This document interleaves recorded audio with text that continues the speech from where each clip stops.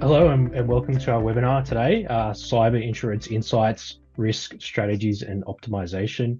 My name is Lee Hodgson, and from one of our strategic cybersecurity partners, Sophos, is Aaron Bugal, Field Chief Technology Officer. Today we'll be navigating through the challenging landscape of cyber insurance, focusing on small business, and we'll be discussing some of the strategies and optimizations involved. We also have the Q&A available, so we can answer any questions at the end of the presentation that you pop in there. So to begin with, where does cyber insurance fit in terms of managing cyber risk? We know that small businesses are facing quite a unique set of challenges when it comes to cybersecurity at the moment. We're at a time of heightened cyber risk, and within this landscape, cyber insurance can be a pretty important tool in managing risk overall. We also see, external forces that are influencing whether or not you might need cyber insurance coverage. Many organizations now require their vendors and suppliers to have specific levels of cyber insurance coverage, particularly if you're working with larger enterprises as part of their own supply chain risk management. Increasingly, managed service providers like us are requiring cyber insurance or adding exclusions for customers without cyber coverage, particularly around incident response. So it's important to understand, what coverage you have as part of your own incident response planning. And of course, in terms of managing cyber risk, it's a useful tool in an overall risk management strategy. And it's important to understand, where cyber insurance fits best.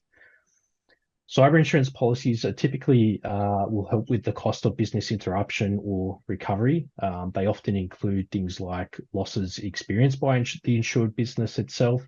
So they could be recovery costs related to the loss or damage of data, forensic investigation and remediation costs, or the cost of engaging public relations advisors, lawyers, and other professional service providers. Or they can also cover losses from third parties. And obtaining a cyber insurance policy might help your business to manage the consequences of a risk posed by cyber attack, but it should also be considered alongside other risk management practices as well. Things like the development and regular review of a greater cyber risk management strategy, the controls and risk assessments. I think it's key that insurance should be seen as it's a last resort. And you don't want to be testing the limits of your insurance policy or attempting to insure your way out of cyber risk is maybe not the best strategy. These policies typically won't help with things like lost business, reputational damage. That could be business or professional reputation as well. Other things around loss of market share, competitive position in the market. The bottom line is that, although cyber insurance should not be seen as a substitute for cyber preparedness, it can still be a valuable component of your overall risk management strategy. And in the cyber insurance market itself is going through a lot of change that is impacting small businesses as well. As we see the number of attacks surge, so is the cost of premiums, the number of exclusions, and the standards being set out by insurers. For those of you that are considering cyber insurance or renewing a policy, the game is changing. Existing policyholders, you might have noticed, significant increases to premiums or more stringent renewal conditions. And Aaron's going to go a little bit deeper into some of the controls that you should know about shortly as well. And exclusions, they've grown too. So, it makes it important to read the fine print. Increasingly insurers are limiting or excluding certain losses from cover. So there could be losses related to ransomware, or some wordings now limit the cover available to known vulnerabilities. So, these limitations could apply to vulnerabilities where there's hardware or software that's reached end of life, or there could be a patch or fix available and it hasn't been applied. So you want to make sure that IT is patching systems, and vulnerability management is also useful in identifying these vulnerabilities before they become breaches. Another thing to be aware of is that carriers will not pay out if you're misrepresenting on your application or renewal forms as well. So it is crucial to involve the right parties when you're filling out these applications. You want to make sure that there are no misrepresentations that could be something like something that's changed on the network, or just making sure you haven't overlooked anything if you're filling out on behalf of HR or IT, as insurers could limit or deny the coverage if that's the case. But despite all this, there is a silver lining, and as I said, Aaron's going to shortly discuss some of the controls and things that insurers prioritize and that can be looked favorably upon by insurers, that will help improve your insurability as well as the premiums. Before I do hand over, though, let's ground this discussion in a real life example that I guess reflects some of the greater trends that we're seeing. An automotive dealership group, a business like many of you that's not necessarily digital native, they faced a stark reality when they went to take out their own policy. To start out with, out of the multiple insurers available, there was only one who would consider them for insurance. But even then, this came with some conditions. Before they got the green light, they had to undergo through a rigorous penetration test. There were several controls and remediations that were mandatory as a part of that process. Those controls range from needing to have a security operations center for monitoring and detecting security events, MFA on everything, and there was a lot more to it as well. And this trend isn't isolated as well. Insurers today, they want to know a lot more. They want to know about past incidents. They want to know about the nature of the data that you handle, especially if there's personally identifiable information. And they want to know about your protective measures against data disruptions. They also want to know about policies like your incident response plan, disaster recovery plans, business continuity plans, and importantly, have they been tested recently? At the end of the day, for this particular business, getting insurance coverage proved to be too hard, and they ended up not doing it all. So, I think the takeaway there is that whether you might need to take out a policy in the future or coming up for renewal, it is much better to get ahead of these requirements with good cyber preparedness, so that you're not scrambling to meet new requirements and controls, but also you're improving your overall risk position as well as insurability and premiums. And having a robust cyber risk management framework isn't just about defense. It's also your ticket to better insurance options, lower premiums, and most importantly, peace of mind. But I'm going to hand over to Aaron now just to delve a little bit deeper into that. Yeah, thanks, Lee. It's an interesting real world example that you've provided there with that organisation not going ahead with their cyber insurance policy. I'm keen to learn more. So again, if any of you have questions on the line today, just drop them in the Q&A panel, if not the chat panel of Zoom, and we'll definitely get to them at the end there. But I thought I'd open up with a bit of a statistic, because this 70% statistic is just for ANZ. So this is a greater part of research that we conduct with Vance and Bourne. We interview around about 3,000 IT professional. We do that at the start of every year, and it encompasses the previous 12 months of activity. So this is 2022 data. But basically, our state of the ransomware report suggests that, on average, around about 66% of organizations have had a ransomware attack in the previous 12 months. So, it's a pretty open-ended question. What was the impact? What was the net result? Whatever it was. But, 66% of organizations had a ransomware attack. In ANZ, that actual figure is more so 70% of organizations and respondents in our part of the world have had a ransomware attack. Now, I bring up this statistics because it wouldn't be a presentation from my good self if I didn't at least, do the boardroom bingo and talk about ransomware at least once. But Lee, I'll get you to jump across to the next slide, buddy, please, because it's this slide that I want everybody to sort of have a little bit of think about. And looking at the right-hand side, that big red word that says impact in that beautiful green on-trend box, right? This is where too many organizations today sort of find themselves when something like ransomware does hit them. It is that impact phase of that MITRE ATT&CK kill chain, or the MITRE ATT&CK framework, the Lockheed Martin cyber threat kill chain. This is where the ransomware unfurls, but there is a whole bunch of other sort of steps in the chain that precede that actual event itself: the initial access, the enumeration, persistence, the exfiltration. Look, the moral of the story is two things from this particular conversation: is that the threat landscape is getting a little bit interesting, to say the least. There are a lot of novel styles of attacks. There's a lot of ways in which threat actors, very well-backed nation-state threat actors, right down to very opportunistic, script kiddies, if you will, in how they can find and abuse, potential victim networks. A lot of them are already indexed on the internet. But ransomware, I think, from my opinion, moving forward, is not something.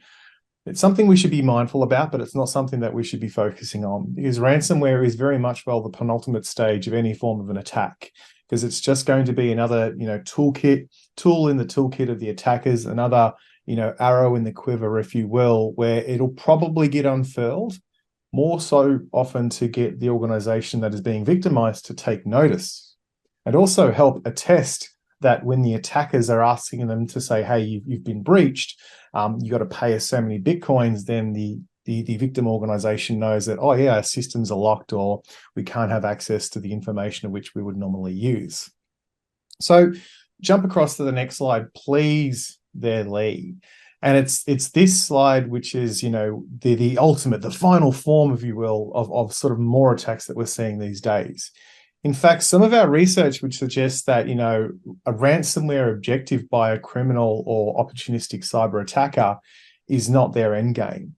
It's in fact gaining access to more organizations these days and making off with data that they can then use to extort that organization for some sort of monetary gain, if not sell that information onto a highest bidder, and then they're done with it. They're looking for some sort of return on investment. And I think a lot of the cyber criminals today, or our research would suggest that, anti-ransomware style of services like, Sophos' own Intercept X Advanced with our anti-ransomware capability CryptoGuard is really good at detecting and preventing ransomware from having its way with your systems and data.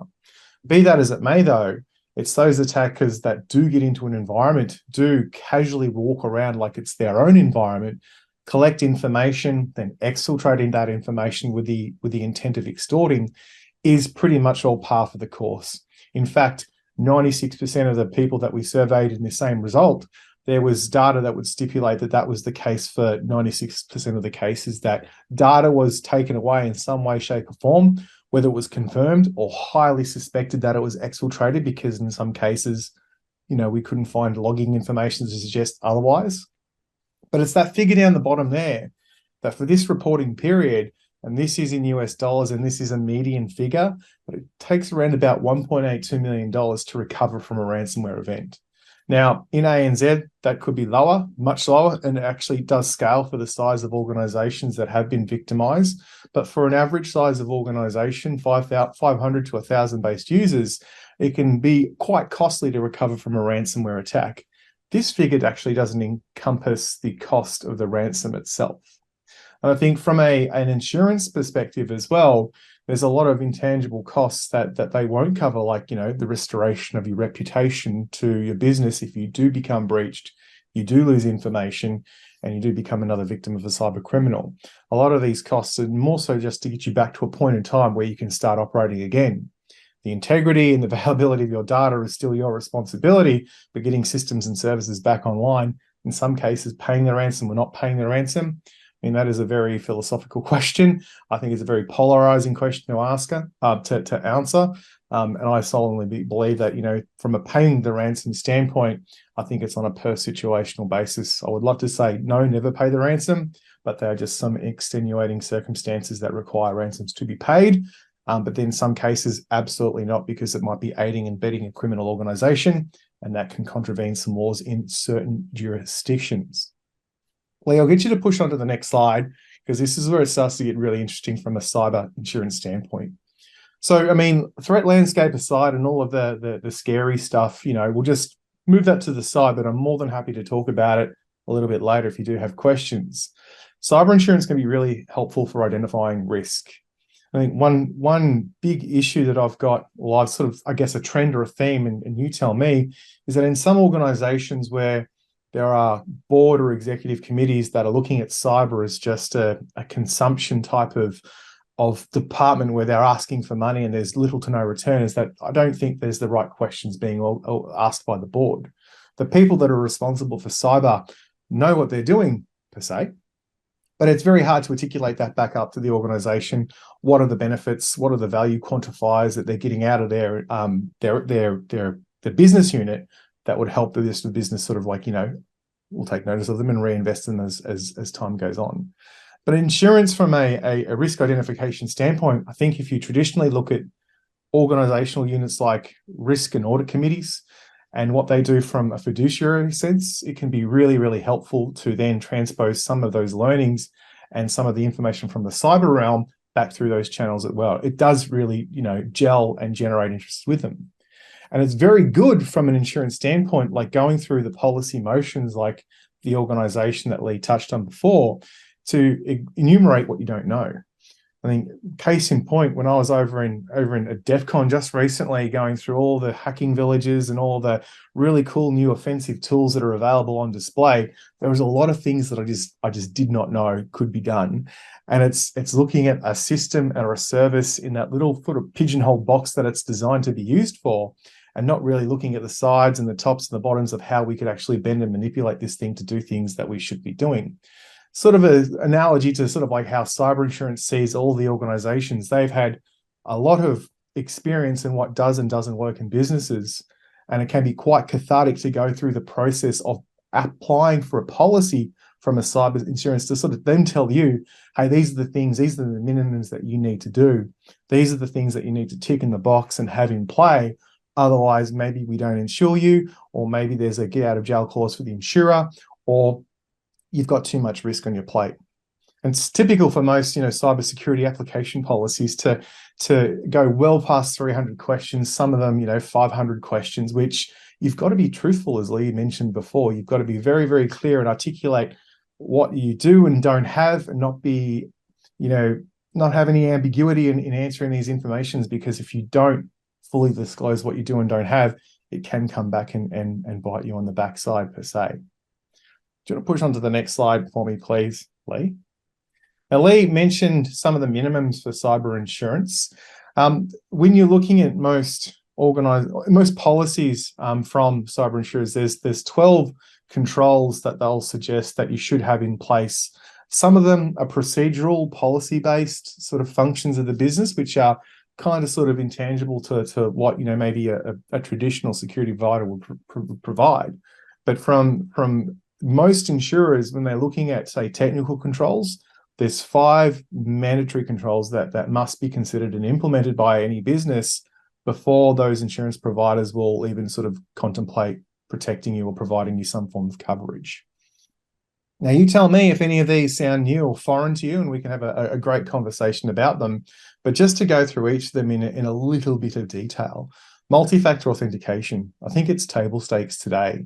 In fact, most identity providers that we're using, where our usernames and passwords are kept, so to speak, they are enforcing us to have some form of multi-factor authentication enabled. Microsoft Entra ID is a great example where MFA must be turned on within a number of days. Otherwise, you can't log into the systems and services that are protected by that identity provider. Endpoint detection and response, EDR, I think it's largely been superseded by, XDR, or cross-network detection and response. If not, monitored 24/7 by some sort of managed detection and response platform. And I sort of touched on this point a little bit before. We're a great example of that. When we've traditionally sold tools and products for customers to consume and implement on their own, capabilities, and then we assume that they're being rolled out, configured, and then monitored by best practices. But in a lot of the cases where we've provided our own incident response services or digital forensic services to customers that have had, even prospects that have had a security breach, a lot of the times tools have been acquired, deployed, and that's it. They expect that they're doing the job, and a lot of the follow-up actions when alerts are raised, not a lot of them are following through on, well, why did that alert get raised? What's happening? I think this is where we're now starting to turn to a lot of our tools and providing them as a service through our partners into our customer base to ensure that they're run correctly. One second. The other one is backups. I think more often than not, backups seem to be pretty straightforward. If you haven't heard anybody in the security industry say back up your information, back up your data, it's quite integral to running a successful business. You can only think that from an operational standpoint, how long could you function as an organization without access to the information that you depend on daily? Could you survive for 2 hours, 8 hours, 72 hours? What about 3 weeks? What about 2 months? Some of the organizations that have been previously impacted by a cyber criminal where backups were destroyed, shadow copies were deleted and purged, and information that was sitting dormant on endpoints scattered around the business was effectively crypto locked. They had no ability to then restore businesses other than, say, paying the ransom. So when they did go to pay the ransom and get the recovery keys back and found out that it didn't work 75% of the time on their devices, which is what some of our reporting information from our own research does indicate too, that paying the ransom doesn't automatically mean you get your data back. So there's big risks in not being able to operate where you left off previous to the attack unfolding. What sort of longevity do you have from that point forward? Privileged access management, I think, least privilege, just-in-time privilege, all of these types of functionalities are becoming more and more important to look at. Federated access, centralized identity, these are just now becoming table stakes. The ability to identify when people are doing things from locations that seem technically impossible, like why is the CEO all of a sudden coming in from, an Eastern European country? They're on vacation, let it slide. If not, that seems a little bit suspicious. And then good old-fashioned email and web filtering. What is it, the turn of the century again? 2000s are going back in time. But no, these are pretty integral things. Most of us would have some form of robust email filtering, whether it's in the cloud, done on premise, whatever it may be, but spam, malware, and then looking for, impersonation, spoofing, and then just general abuse of email channels and web. Most of us are filtering where our users can and can't go. But, are we reporting that information? Are we capturing that information? Are we using that to sort of look for maybe suspicious activity before it becomes problematic? So these are just 5 of the 12 sort of requirements that in cyber insurance are looking for. But these 5 are absolutely mandatory.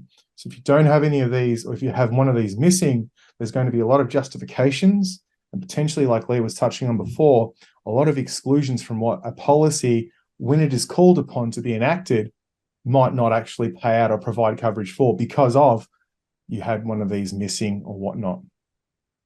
Lee, I'll get you to go on to the next slide, please, mate. So what are the benefits of some of these, controls and some of these, attitudes towards, going through a cyber insurance policy application? A lot of it can help bootstrap positive cultural change in a business towards cyber. From the top down, it's important that sort of cultural change starts.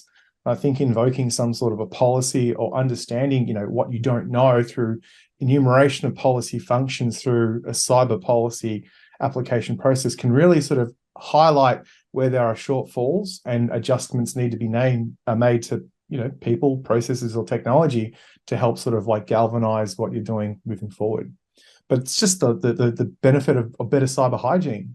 Understanding that, if something does happen to sort of roll up on one of your endpoints, workstations, something is going to be there to A, detect, possibly prevent it, but also alert somebody who's watching, 24/7 that, oh, that shouldn't have happened.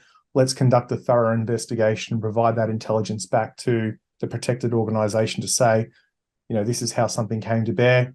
Maybe we need to do something like A, B, and C to stop that from happening in the future. It also reduces premiums. I mean, I'll sort of like agree that maybe not so much, from a reduction at, what we'd all expect, but, over time, it's like that no claim policy bonus that we're getting on our car and house insurance and then soon cyber insurance that we're all coupling it in together. I mean, we can see a better track record by, and also attestation that what we're doing internally with our own policies and cyber hygiene is good, that can reflect positively on, say, the premiums that we need to pay, which is pretty cool. I know some of the things that we're doing here at Sophos, we've opened up some of our APIs to our insurance providers, our cyber insurance providers, so that when customers do take cyber insurance policies with certain cyber providers, that those providers can plug in, if the customer allows it, to their estate to ensure that their endpoints, their firewalls, their emails, their web filtering, etc., is all configured to a best practice. And if so, that's a big tick in the box, and that goes towards attestation. But it also means that on a yearly basis, those customers don't need to revisit the Q&A section policies that sort of like ask so many questions about what changes have been made because they already know about that in advance. It avoids non-payments and claims, that can be avoided. So insurers that are looking for a way out because, things aren't sort of like done to that minimum 5, preferable 12 base of controls, you can sidestep a lot of those. Oh, we're not going to pay you out because you didn't have email filtering on or something like that. And most importantly, really minimizing the risk of a security alert turning into a full-blown incident, which is unfortunate because a lot of customers who have gone down the path, and even everybody in the industry who's consumed a security tool of any ilk, turning it on and letting it run and expecting it's doing its job without much feeding and watering, potentially could lead to something just sort of being able to literally worm its way through, have your way with the environment, and then, I didn't notice that because I ignored the alert. So effectively with that 24/7 monitoring that we're now providing, that can help sidestep that issue from, happening at all. I think I've got one slide left there. Do I, Lee? No, Was that that's it. you? Did you want to take over? Yeah. Look, thanks so much for sharing those insights, Aaron. Really fascinating to hear that insurers are even plugging into clients' environments now to see what's kind of going on the ground there. But look, as we've covered, today, I think it's clear that insurers are increasingly focused on, security culture and preparedness when they're assessing and pricing risk for business, or, their willingness to offer cover at all. In order to be prepared to demonstrate a mature security posture when you're taking out or renewing your insurance arrangements, we recommend, and Rodin can help you by adopting a risk-based approach to cybersecurity that is informed by regular cyber risk assessments undertaken by experts, and that you implement and maintain a cybersecurity strategy along with a roadmap that's documented and outlines the actions that you're going to take to address any of the gaps that are identified in those risk assessments. But look, that pretty well covers it for us today. We'll open it up now. I haven't had any questions popped in the Q&A, but if there is anyone that's got anything, please feel free to pop them in there, and we'll do our best to answer. Yeah, any questions will be good. I mean, I was just thinking back to some of the controls and so forth, Lee. I mean, from yourself, I mean, from what insurance providers you've looked into, are there any other sort of frameworks that have helped you really sort of like frame out what should be done in organizations? I mean, even personal experience. I mean, is there anything official there that you've got? I've got a few thoughts on this as well, but yeah, it's a good question. We're definitely seeing, along with, some of those key controls, we are seeing increasingly around, are you following any sort of frameworks or benchmarks? So whether that is, the Australian Essential 8 maturity model or through to ISO certification and some of the other frameworks. So if you're aligning with those frameworks, not only do they do a really good job of helping you understand risk in your organization and address it, they are looked upon favorably by insurers when you're going through that process as well. Not too sure if that aligns with what you've seen as well. Yeah, no, I'm absolutely the same thing. Like I feel that the government's done a good job so far. There's a fair bit of runway left for them to really sort of like bulk up their assistance, but from a commissioning the ACSC, the Australian Cybersecurity Centre, and the cyber.gov.au initiative, that Australian Essential 8, the ASD8, is really, really enlightening. Because again, this is stuff that comes from, defence and government down into, state, local governments, but also for people to follow if they're so desired, but private organisations and small businesses too. So I just think it is it's passive in its consumption model. It's a suggested sort of maturity model to sort of rank yourself through.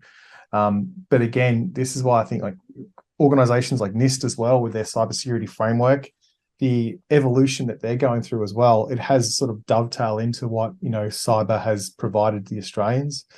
And yeah, we're now seeing that in the cyber insurance as well. They're looking at those requirements from that, government standpoint, what's been made from that ASD, and going, well, yeah, we should be asking for these too.